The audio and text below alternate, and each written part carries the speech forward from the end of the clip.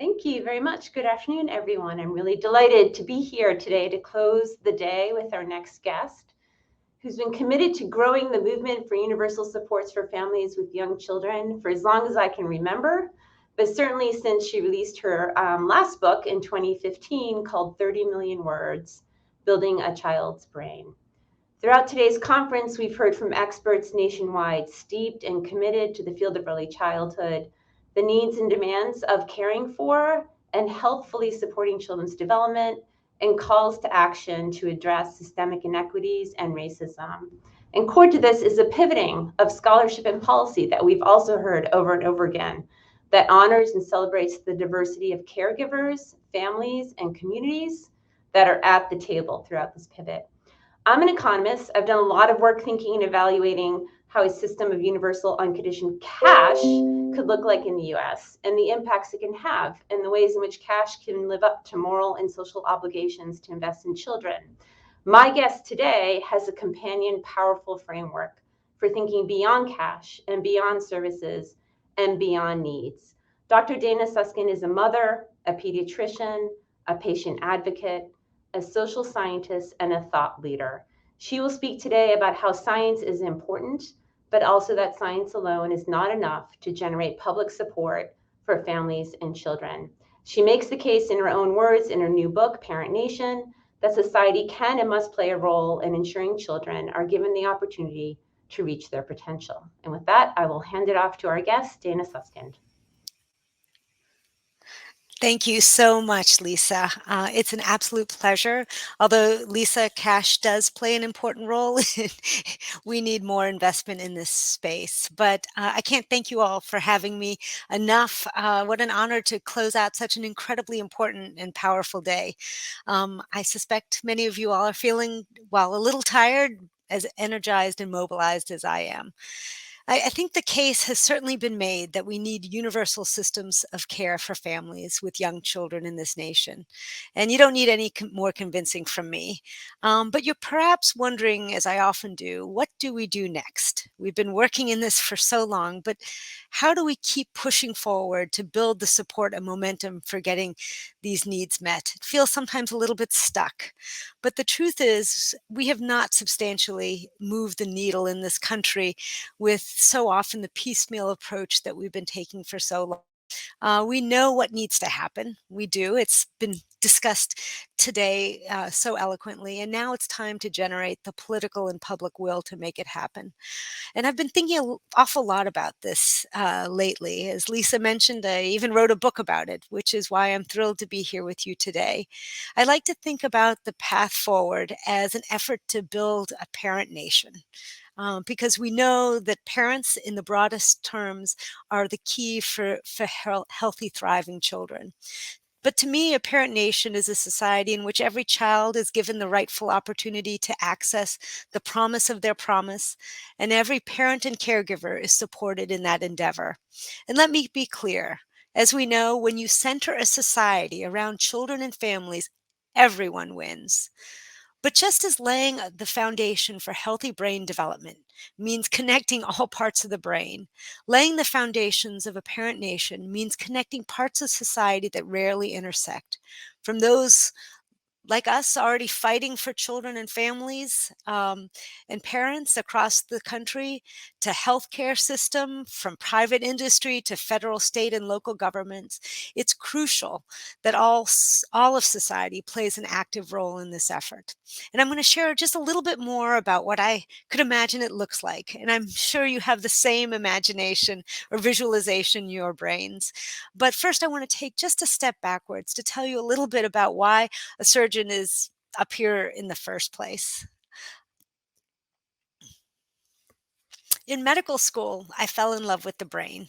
It's one reason that I became a pediatric cochlear implant surgeon. People often think about hearing as the ears, but really it's about the brain. That became extremely clear to me early in my practice when I started seeing dramatically different outcomes amongst my patients. Some of my patients who got cochlear implants excelled developmentally, others not at all. Some learned to talk, others did not. The ability to hear, it turned out, didn't always unlock their full capacity to learn and thrive intellectually. So I started exploring why this was, and more importantly, what I could do about it. That journey took me far outside the operating room. I would have never imagined, and into the world of social sciences, where I got to meet wonderful friends and colleagues like many of you all. And thank you, Lisa. I discovered much of the research that we've been talking about today that frames what we do today. Research that shows that foundational brain development is dependent on what happens, so dependent on what happens during the first 3 to 5 years of life, that a child's brain will never be more receptive to experience than it is during this pivotal time. And that early exposure to language and nurturing interaction are especially impactful, and protection from toxic stress. This was thrilling to me. It helped me realize that every parent and every caregiver has the ability to build their child's brain. This led me in 2010 to start what I initially called the 30 Million Words Initiative, now the TMW Center for Early Learning and Public Health at the University of Chicago. 5 years later, I wrote a book called 30 Million Words Building a Child's Brain, which really explored the role of early language exposure in the development of children's brain. In the book and in our TMW programs, we really try to boil down the science to what we call the 3 T's, a simple reminder that adults can help build children's brains by tuning in, talking more, and taking turns. The idea ended up incredibly sticky, way more than I would have ever expected. Studies of our programs, of course, confirm they were effective at increasing parents' interactions and conversations with their little ones, and that children's vocabularies and academic outcomes improved. But in truth, the more deeply I engaged in this work, and the more parents that I met, the more that I realized that I didn't have the full picture. I thought that with the right information, parents could make the difference on their own, and they can. But as we know, parents don't exist in a vacuum. And while the 3 T's worked wonderfully at an individual level, they did not move the needle substantially. They do not move the needle at a systemic level at all. And while I dreamed that the first book would move social policy, it did not that at all. Parents took it on as what one more thing that they needed to do. And as I got to get to know many families up close and over time, they wanted what all parents wanted, right? To help their children get off to the best possible start. But real life would get intrude again and again and again. And I came to realize that the larger realities of a family's circumstance, their work constraints, economic stressors, bad luck, or injustices that they are subject to, that we know so well, all matter as much as the 3 T's when it comes to building healthy brain development. They either allow for the brain building power of talk and interaction to occur, or if they limit the opportunities for engaging interaction, they stifle it, like a weed choking off a garden.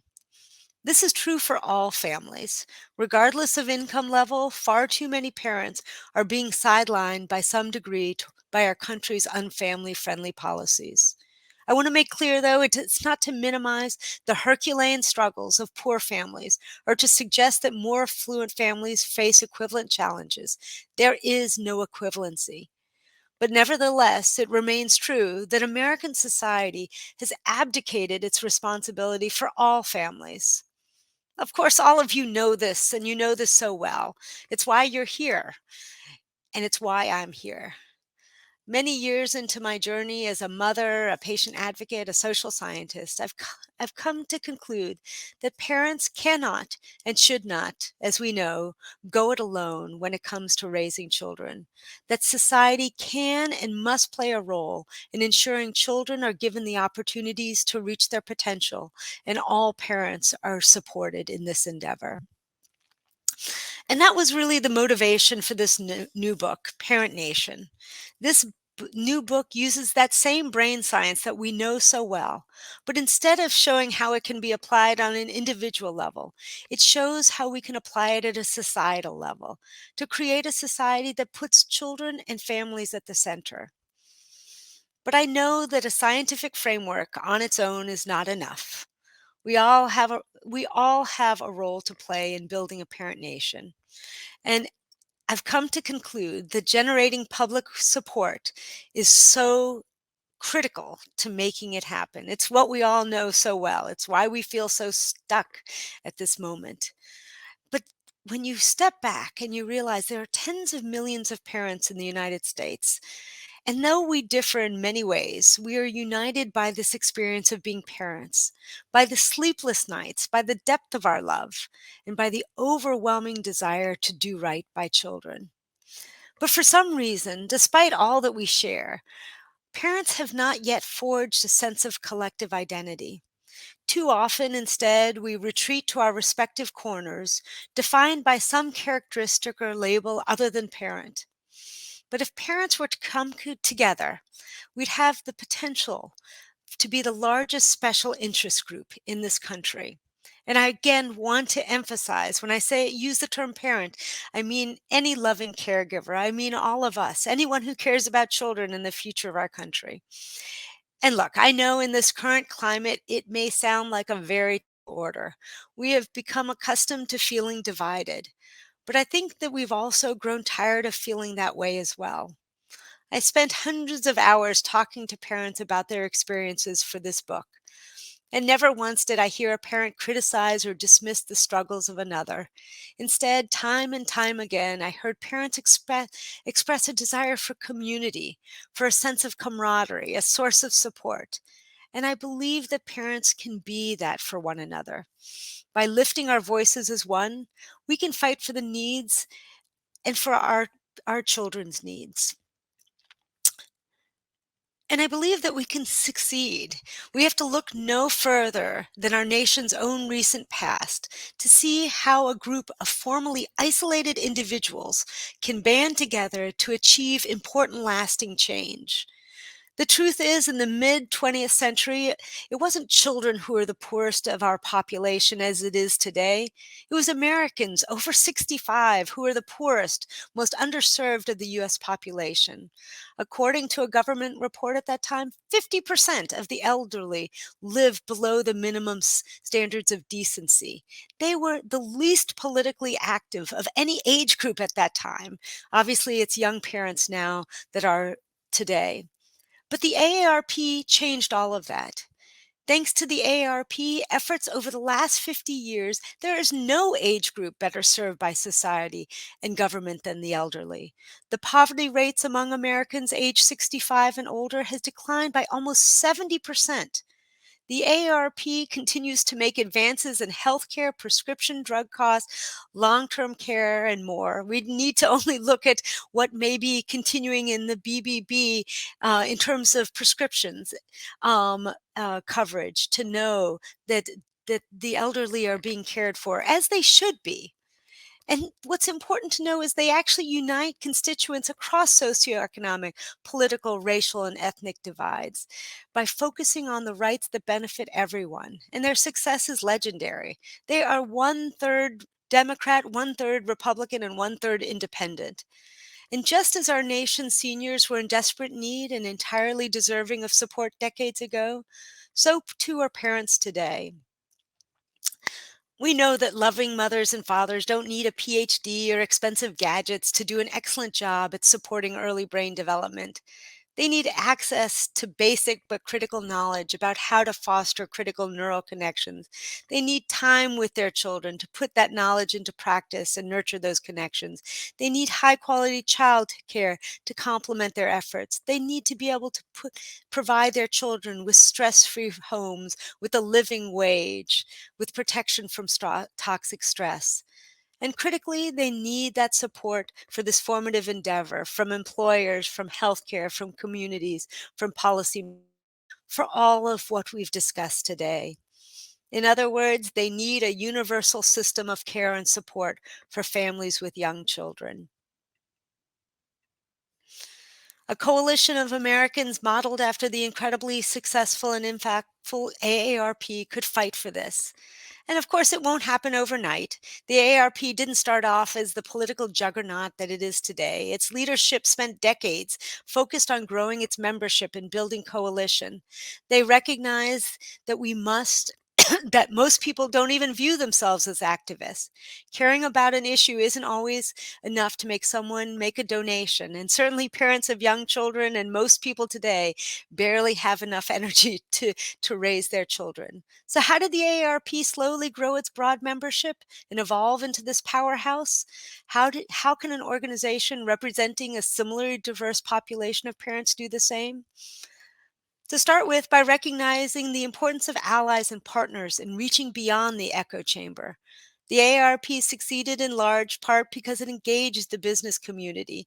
It endeavored to appeal to a broad swath of not only potential members, but potential allies. The private sector must be similarly involved in an effort to build a parent nation, along with public sector, healthcare, education, and more. Another secret to the AARP success was the ability to reframe the narrative. AARP helped the nation see the elderly Americans as individuals with dignity and deserving of support. Parents and caregivers, as we know, deserve the same recognition. They don't just contribute to society, they create it. They are raising the next wave of students, teachers, employees, citizens, and parents. Following this roadmap, a parent coalition could change the narrative and and the lived reality for millions of American families. Just imagine long before the Americans received the well-known AARP cards on their 50th birthday, which I did get several years ago, they received a package full of coupons for diapers and books when they bring their little one home from the hospital. And along with those goodies, an invitation to join an organization that celebrates parents in its full diversity and caregivers in all their differences, but recognizes and fights for their most fundamental interest. In many ways, the groundwork for this crucial movement is already laid. Convenings like this help pave the way. The work that so many of you do in your communities every day paves the way. The stories we read in the newspaper featuring vulnerable mothers and fathers finally saying, "I can't do this alone. I expect more and deserve more," pave the way. It's my greatest hope that Parent Nation helps add to paving the way. Never one, though, of course, because I am a surgeon, to leave things up to chance. I'm working with my incredible team to launch a major coordinated campaign when the book is released to help spread these ideas far and wide and to bring them to life. The campaign involves a ground game, and we'll put in the chat box where you can sign up and partner with us to partner with communities across the country in an air game that uses creative public messaging, and I'll show you just a little video of it. With diverse communities across the nation to support young citizens and inspire optimism. One element, and I'm sorry because I want to go quickly, that I want to share is the ground game that I'm particularly excited about, and the Parent Village curriculum that we are creating. And it's a free and downloadable resource to really leverage the power of collective action and the power of parents and allies to build a better future. I won't belabor discussing it, but if you go onto our website at parentnation.org, it's all there to free and downloadable. And we hope that it will be used by many across the country. It's a flexible curriculum. But I want to end off by sharing just a little part of our social impact campaign that I hope you all will use and spread widely. I want to emphasize that all of these resources are free. Any resources, any funds from the book comes back to the Building a Parent Nation community initiative. And I'd love if we could share this current video. I can't unfortunately share it with. Did you understand it though? No. Okay. What our nation has? Lots of devoted parents. What our nation needs? Better ways to support them. Like paid leave for the early days that go too fast. The potential of children depends on support for their parents. It takes a nation, a parent nation. Really? I thought the same thing. We think a lot alike, huh? So that's just one little example from the social impact campaign. I apologize for rushing through it. I know I was given 15 minutes and I'm going over, but we would love to partner in any way, to get involved. This is not a product, but rather an idea that we need to get out into the world beyond our all of us who know so well the importance of the early years and the importance of a system of care for all children and families. And with that, I want to thank you all so much, and please reach out. Wonderful. Thank you so much, Dana. I love ending on this really optimistic, lovely note, and your inspiration for all of us to take some real action. We're very glad for all of you who could join us today. We started the day with Dr. Darrow emphasizing the need to work collectively. We ended the day with Dana Suskind talking about how we can move forward with collective action. Thank you to all of our speakers. And all the elements of this really nourishing day. We hope you learned. We hope you feel inspired. We hope you've enjoyed your time with us, and you feel energized to keep working to improve the lives of children and families. Goodbye.